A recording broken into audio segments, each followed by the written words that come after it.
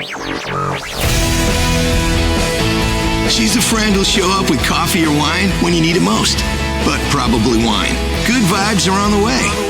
Welcome to Erin O'Malley's Feel Good Frequency. Hi, welcome back to Erin O'Malley's Feel Good Frequency. I'm Erin. It is great to have you here.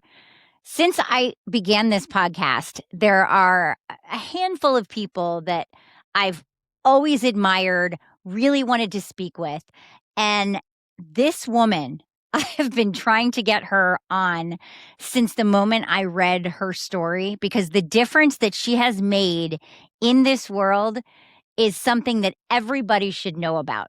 And maybe you've never heard of her, but I promise you, after this episode, you will never forget Ruth Coker Burks. At a time in this country and really the world when people were dying and many were ostracized, completely abandoned by family members, friends, this woman really became the angel that they needed. I am so honored, and I can't say that word enough, to have Ruth Coker Burks with me. And this woman, if you don't know her, you should. And after this, you will never forget her. Hello, welcome. No, hello. Thank you for having me. Oh my gosh. It's so exciting to talk to you too. So, don't cut yourself short. You are so kind. So I came across you not long ago. I was looking for people who really have made the world a better place. And when I read your story, I immediately said, oh my gosh, I have to find her and hope that she would come on with me, because what you did to help people in a time when no one really did help this specific group of people is just something everyone should know. And the bravery you showed, and I know after reading all about you that you never really considered it that way. You just thought, well, these people need help and I'm going to help. But that's also what makes you such a legend and just so exemplifies the way we all should be. Okay, take me back to this whole story and how it began. You inherited something that nobody, when they're sitting around finding out what is coming along when the will is read, ever thinks they're going to get, or certainly once, and that is a cemetery. I just wanted like my mother's ring or a watch or something like that. And I had no idea that I would get almost an entire cemetery. The Files family, the cemetery is under their name, but we have more people buried there than they do. And we have the oldest burials there. But they like to say, no, she couldn't have bought that many spaces. Well, she did. She was mad at her oldest brother and didn't want him and his family buried with the rest of our family. This was your mother? Yes. Okay, that is next level petty. Wow. Okay, continue on. That it is. So anyway, they couldn't be buried with us. And in the South, that's the worst thing that can happen. The worst is not getting to be buried with your kinfolks. And so I just started burying them there. So in 1984, you went to visit a friend in a hospital. Yes. Can you tell me that story? Because that's really where your whole life changed. Well, it is. And so it was in Little Rock, Arkansas, and I went over to the University Medical Center. My friend Bonnie had oral cancer surgery. They took her tongue out and it even went down into the breast tissue, and she was 34. So anyway, I was staying with her during the day and I was her interpreter because she's just, had a hard time communicating with them, but I could understand. And she had like this white pad, and I mean, she wrote everything on that. And when she was mad, she'd just be writing up a fury. And I tell these young people that I speak to all the time, I speak to a lot of colleges and universities. Had I had an iPhone, I never would have looked up. I would have been scrolling the whole time. Yeah, you would have missed the entire thing that changed your life. You're so right. Absolutely. And so I noticed this big red bag that they put up on the door, kind of catty-cornered to her room. And she was sleeping at the time. And so I got up and went out there, and I asked the nurses, oh, don't go in that room. He's got that gay disease. And one of them had a great big cross on. I mean, it's like, oh, lovely cross. They drew straws to see who would go in and check on him. And then they would draw again, and then they would laugh and they'd go off down the hallways to tend to their patients. And I noticed that his food trays were lined up outside his door, and they were styrofoam. They weren't like the regular ones with real dishes and real things. They were styrofoam. And he had probably a bologna sandwich that somebody had kicked the apple juice over, and it was all on his sandwich and all the feet that went by there and just how awful that was. People are treated better in prisons. They are. I snuck into this young man's room, and I thought he was in the bathroom because I couldn't tell him from the sheets. He was so thin, probably weighed 75 pounds. And I walked over to the bed and I took his hand, and I didn't have any gloves or any protection on. And I wasn't afraid of him. I asked him, I said, well, what is it that you need? What do you want? And he said he wanted his mama. That was all he wanted. So I went out to the nurse's station, and they said, oh my gosh, you didn't go in that room, did you? And I go, well, yeah, I did. And I said, he wants his mama. They said, he's been here 6 weeks. Nobody's coming. And I said, well, can I have her phone number? And she said, no, you can't have it. And so then finally I wore him down and they gave it to me. And I picked up the phone on the desk that I had used for 5 years of Bonnie's cancer surgery. And they slammed down the receiver. They said, you have to use the payphone down the hall. Why? Because they didn't want me infecting their phone. Oh my gosh. Yeah. Sorry, Ruth. That didn't even occur to me. Wow. Okay. Yeah. People were so afraid of it, and they thought that you could get it from toilet seats. They thought you could get it from doorknobs. They thought that you could get it from picking up anything that an AIDS patient had touched for years. Even after they said it's safe, they were scared. Yeah. And so I called his mother, and I told her what had happened, and she said, I don't have a son. My son died years ago when he went gay. And she hung up on me. That is so And awful. I called her right back. And Love you already. I said, if you hang up on me one more time, I'll put your son's obituary in your hometown newspaper and I'll list his cause of death. Oh, you're incredible. And I had her full attention. And the answer was still no. She said, I don't care what you do with him after he dies, but I'm not coming up there and I'm not signing anything and I don't want anything. And so I went back in the room and I stood outside the door and I thought, what am I going to tell him? I mean, his mother's not coming. So I walked in the door and I took his hand, and thank God he looked up at me and said, oh, Mama, I knew you'd come. Oh, wow. I didn't know that part. Yep. And so I went back to Bonnie's room and I thought, well, I don't want to stay there. And, it's not my job and somebody else can, you think of all these things. And yeah. So I went back to Bonnie's room and she wrote on her notepad, I don't need you. He does. Go back. Oh, wow. You have such a good sense of who to be friends with and who are good people and who needs you. That's beautiful that she did that. Yeah.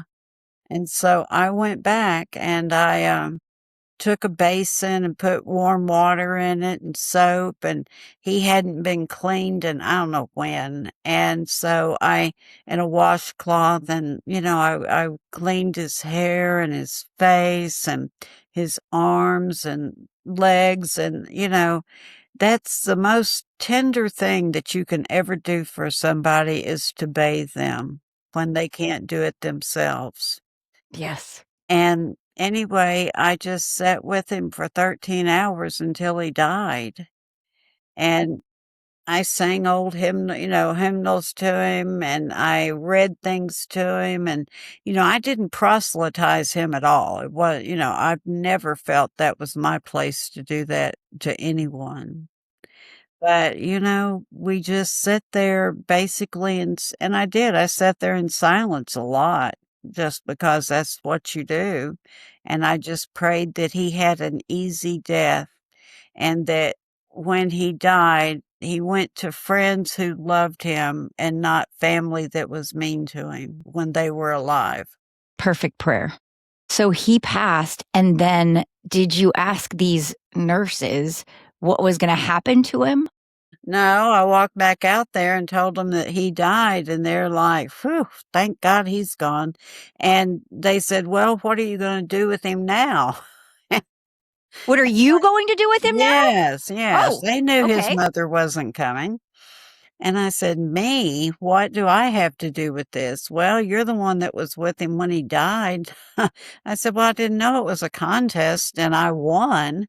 Right. And so I called all these funeral homes in Little Rock. Back then, if you called, they would always ask how old the person was, because it was a young man. They knew he died of AIDS, which it was still called GRID, gay-related immune deficiency, before it was ever called AIDS. Anyway, they wouldn't take him. The funeral home wouldn't take him? No, they wouldn't take him. So I remembered this old ratty funeral home in Pine Bluff that the grass had grown up really high in their yard. And I knew that they were having financial problems. So I called them, and they go, "Well, we'll come and get him, but we've got to have that moon suit on, and we've got to come after hours, and nobody can see us." And I'm like, "That's fine with me." So I stayed until they came, and then I went home. I signed all the papers that were necessary, and I put POA behind my name that said power of attorney, which wasn't true, but what was I supposed to do? I went home to my daughter, and I was sitting on the couch probably about a week later, and I get this box in the mail, and I thought, "Oh boy, somebody sent me a present." So I was so excited, and I opened it, and there he was in this cardboard box inside a plastic bag, because that's how they transport cremated remains, as they mail them. Yeah. You didn't know that was coming to you. No, I didn't. And then I was afraid that people would dig him up, because I had heard that they were doing that in other cemeteries up north.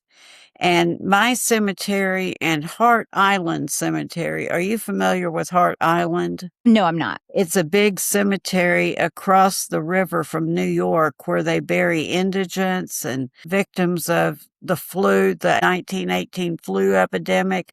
And that's just where they bury people that they don't want to bother with.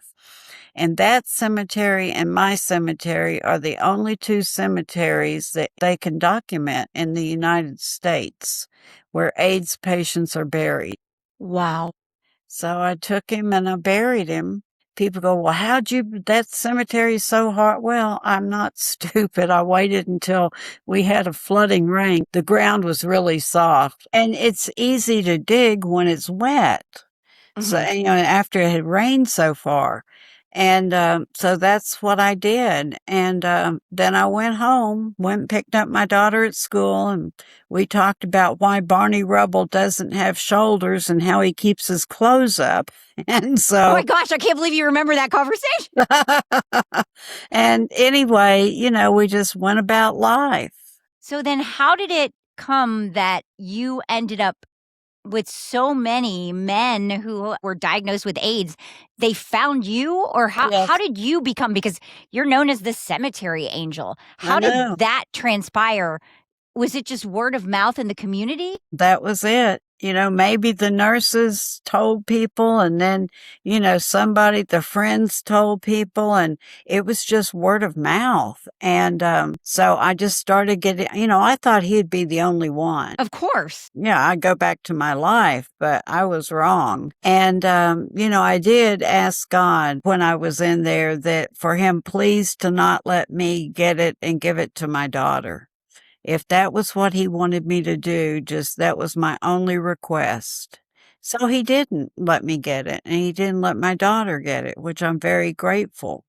You're right, though. Back then, people didn't really understand it or how it was given to one person versus the other. And it was a very big, scary deal back in the 80s. Oh, it was. I mean, it was just hard to believe. And it still is to this day that people can, and it was so funny. People were like, oh, well, COVID and AIDS are just alike. I'm like, no, it's not. That's so off the wall. That comparison is insane to me.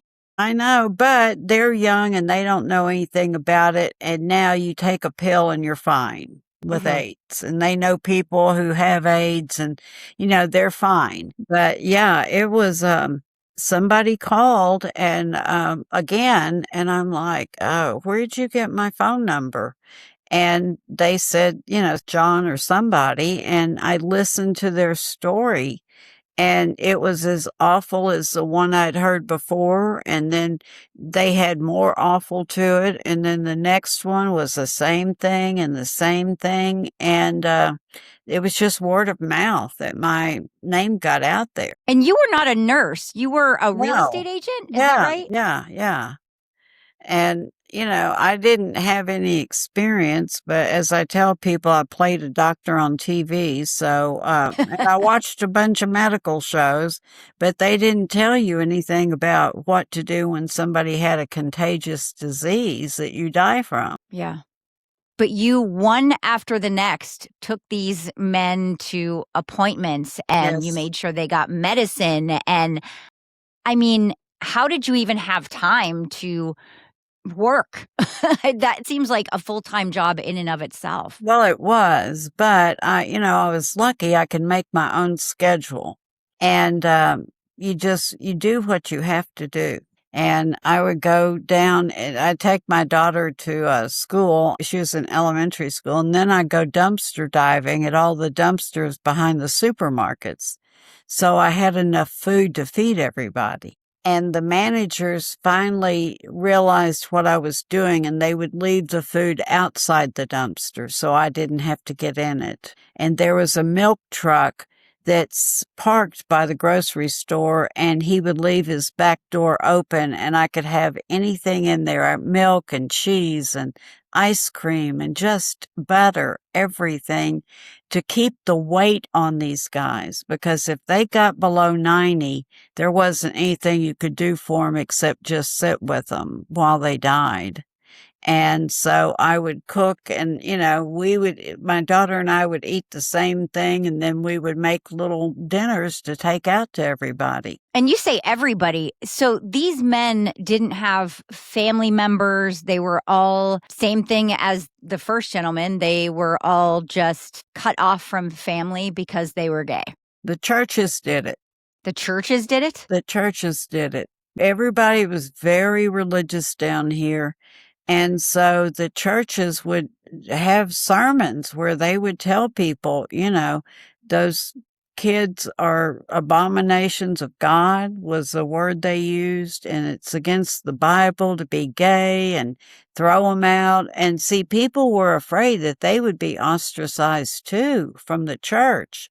And there's nothing in the world that could be any worse than that. In the South, for sure. I know what a big deal that is. Because you'd better be in church every Sunday, Sunday night, Wednesday night, or somebody would be at your door, and you'd better be almost dead when they saw you for not coming to church. So here's a question. Why didn't you care? I just didn't care. I had people who were sick and dying. And, I was on the finance committee at 25, and I was so proud. And my church, all the doctors and lawyers went there. And we had a budget of $1 million, which was a lot of money. And I'm not that smart, but they put me on it. And I was so proud. And one time I came in and I asked the pastor, we had a breezeway, and I said, could I have one room that I can have the key to so these guys can come up and have group meetings where they can talk about it? I forget what it's called. He looked at me and he said, surely. you're not talking about bringing those people into this church, are you? Like support groups, you mean? It was like a support groups. Yeah, because back then that was a big deal because they had to know what the other person had and what, were they losing weight? How were they keeping it on? I mean, it was terrible. So anyway, the rest of the finance committee was there, and it was several bankers and doctors. And, these people should have known better. They should have done better. And I said, oh, no, I'm not talking about bringing those people into this church. And that's what most people want you to do is apostolatize them and bring them into church, bring their souls in to be saved. But they didn't want these guys. And anyway, I said, I'm talking about bringing those people into your new $300,000 house we just bought you, walk them across your new $60,000 worth of lawn we put in for you, and sit their asses on the $30,000 worth of new furniture we bought you. That's what I intend to do. Oh my, what was the response? I'm dying for this one. He took me off the finance committee. Wow. I know. I was heartbroken. So you lost that position that meant so much to you. Did you lose friends? I did. I had a dear friend and we worked together. We were best friends for 15 years, and she's the one that taught me to love the outdoors more than I already did. And we would go floating down the river all the time or take our lawn chairs and sit in the middle of the river. And I loved her just to pieces. She was single, and she slept with a lot of men that she just met. And she would always call them like the pilot or the cookie man. She'd call them by their jobs instead of by their names. So I would say, you've got to use a condom. This disease is awful and you can get it. And she would say, Ruthie, I don't want to hear anything about it. She finally, I don't remember what brought it up, but she said, well, I just think a gay man is a waste of a good. After she said that to you about gay men, did it just make you lose respect for her? Did you stay as close, or was that kind of the beginning of the end of the friendship? She said a lot of other things about gay men, and I said, they're dying. And she'd go, I don't care, Ruthie, you need to stay away from them. And it finally got to the point where she said I had to choose between her and them. Oh, my. I had to make that choice. And it broke my heart. I cried forever about it. And it was so hard not to call her back. And then she would call me, and nowadays they call it ghosting them. And that's what I had to do to her. I just had to cut it off at the quick. Yeah. Because I didn't have a choice. God asked me to do this. And what do you say to God? No, I don't want to. Right. You weren't just helping, you were giving these men literally longer lives. Yes. I read that the men that were in your care during that time lived an average of 2 years longer with AIDS than men that you had never met. Yes, that's true. Johns Hopkins said that, and it was in the JAMA, the Journal of the American Medical Association. They wrote that. My mouth dropped when I saw that. It was obviously love and somebody that cared, but also you'd find medicines that you were trying with them to help them in any way and take them to all these appointments that otherwise they probably would have never been able to make. And look at the extreme measures that you were going through just to make sure that they had food and put on weight. Right. And if it had not been for the milk truck, I wouldn't have had the extra butter to put on mashed potatoes or anything. I wouldn't have had the Bulgarian buttermilk, which is thicker and it has more calories. I wouldn't have had any of that. It's interesting when you mentioned that man, the first thing I thought of was, well, there's an angel on earth as well. He was. And the grocery store managers or whoever it was that put out the groceries, because, they're not always bad when they have to go in the dumpster with the expiration date. And he caught me out in there several times and made me get out. And then he said, well, here's some stuff. Just take it and don't tell anybody. And, he finally just started laying it outside. I knew what time he did it. And sometimes I'd see him out and we'd talk and all that. I couldn't have done it without them. You also had help, I read, from some pretty amazing drag queens. Did they help you with finances for a bit? Because you were taking care of so many men and burying them and everything else. Did they do fundraisers for you? They did.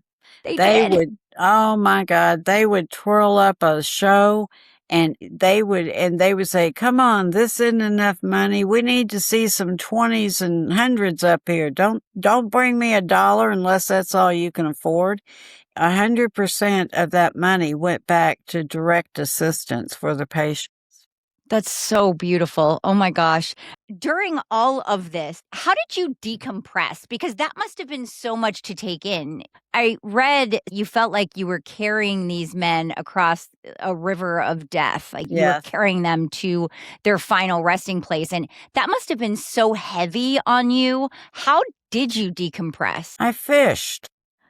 Daddy fished and he taught me to fish, and my grandfather was a fishing boat captain in the Keys. And so, I just fished. Then I later became a fishing guide, and I would take people out in the morning and we would catch breaking fish, and I'd come back in and clean them, and then I'd go to work. But, when you're out there fishing, it's just wonderful. It's Yeah. fabulous. And I'm writing a book it's a children's book about these cats that are like humans, and they go out fishing and this and that. And it's actually my life. One of the cats gets feline leukemia, and they love him no matter what.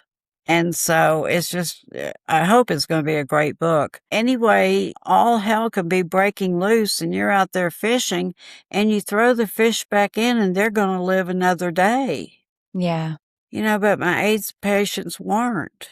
It's beautiful the way you said that. It actually puts me in tears. Did you have the KKK burn crosses on your yard because of this? Of course I did.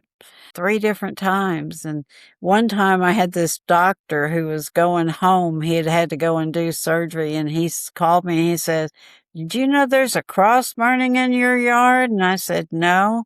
He said, you better go put it out before everything catches on fire. So anyway, yeah, I sure did. Wow. Did you ever fear for your life? No. Why? Well, because I had a killer on my hands, and whatever anybody did to me or threatened me, bring it on. It can't possibly be any worse than what I'm having to do and what I'm having to see. So go ahead and take your best shot, because they were cowards anyway. Oh, yeah. If they weren't cowards, they would be helping me. Right. Or they could just mind their own business versus burning crosses and ostracizing you from the community. I know. That's the way it was. Your legacy, what, if anything, would you change about all of that? Nothing. Not one thing. Nothing. Somehow I knew you were going to say that. You have a memoir, beautiful memoir, All the Young Men. Yes. How long did that take you to write? 2 years. Was it so hard to go back and think about all of the men that you lost through that? It was. Who gave you the title Cemetery Angel? Because it really is perfect. David Kuhn did. He wrote the very first article about me in the Arkansas Times. And he's the one that gave me that title, which I'm not the cemetery angel, but that's what they say. I understand why. You're definitely an angel. I get why they put cemetery on the front of it. So you also were an advisory for the Clinton administration during the AIDS crisis. Right. And you actually knew Bill Clinton before he was the president, didn't you? Yes, he's from my hometown. What was that like for you to be holding such an important role at a time where people were just really confused about it? Well, when he was governor, we couldn't mention AIDS because we knew he was going to run for president and he would have never gotten elected ever, ever. And so I would take these 15-page letters up to the Capitol and leave them for the state police to give to him. And I would tell him what was happening and, just beg him to help. So he did. He did. And one time he called me at 10 o'clock at night. I'm going through my mental Rolodex. Who's going to be calling me at 10 o'clock at night? And Right. I picked up the phone. He said, "Hey, it's Bill." And I'm like, "Bill?" He said, "Yeah, Bill Clinton. You know me." And I'm like, "Yeah, but I told him about going through my mental Rolodex, and he was getting ready to run for president, and he wanted to tell me before he started he made it public. And we just started talking. He said, "Ruth, we've got friends that are dying of it too." And he was like just really shocked that, we both had friends that were dying of it because he thought it was just him. I said, "You've got constituents in the state that are dying." Yeah. And he didn't know that. I just started telling him everything. And then when he became president, I just continued doing the same thing. And I would write all these letters to him, and I would always get a letter back from him. Did you go to the White House often or here and there? Or? Yes, I did. My daughter and I went several times, and then I was there several times. And when I was in Washington, I would stop by if he had availability and just tell him what was going on. So I was awarded the Tom Whalen Hero Award from the National AIDS Monument in San Francisco, and he came out to present it to me. Oh, wow. Yeah. And he said, "Ruth Coker Burks," and he said, "I have kinfolk in Hot Springs who said, she's out there burying anonymous AIDS people in that cemetery." And he just told everybody about it and about kindness and just everything. And then I received the same hero award that Princess Diana received the year before, posthumously, in London by Attitude magazine. And Wow. Attitude magazine is the largest LGBTQ plus magazine in Europe. That's big. They were introducing people, and I turned to somebody at my table and I said, "I wonder who's going to introduce me."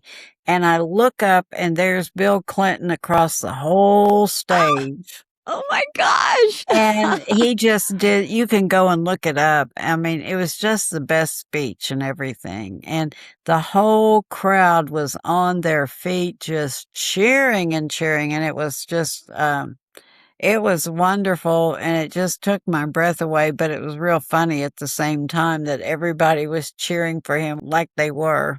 Yeah. And you're like, "That's just Bill. I've known him since he was a kid."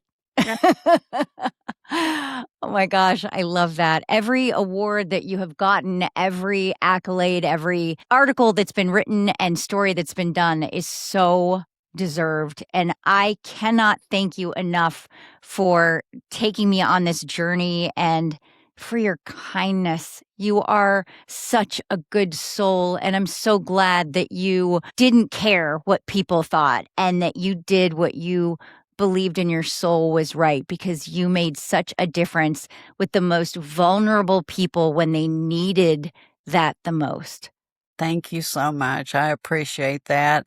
My book was a love letter to my guys. Yeah.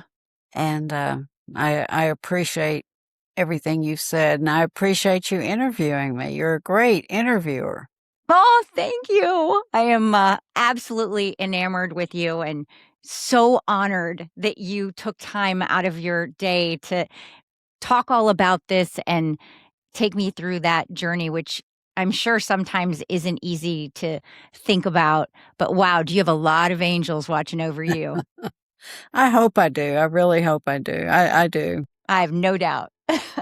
Wow. Thank you, Ruth. I could have talked to her seriously all day.